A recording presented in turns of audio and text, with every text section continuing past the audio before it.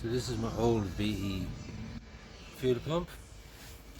This is the filter on it. This is the actual fuel filter. See, it's black. So I don't think there's anything wrong with the pump, but you can get these on eBay for, it looks huge in the photo, but that's the filter there. It clicks on like that. And sadly I damaged this one taking it apart. And I bought a new fuel filter or fuel pump off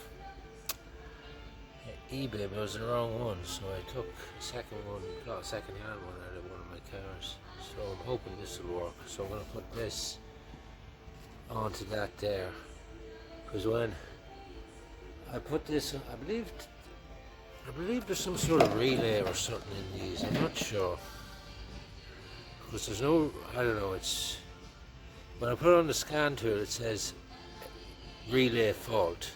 Then you can switch it on and you hear the pump going, and then stops.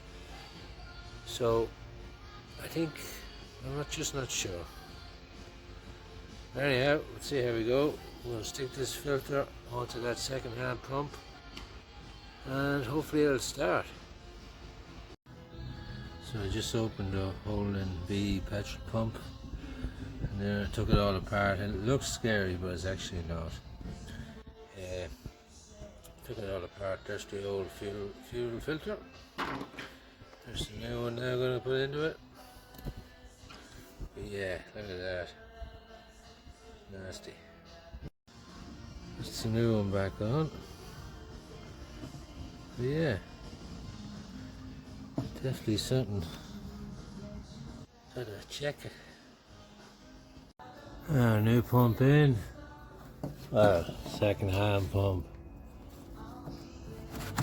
And new filter, as I think I destroyed it. Old pump, taking it out. Been a bit rough. Well, yeah, I also noticed there's no petrol in the back tank. So, alrighty. Put the fuel filter in.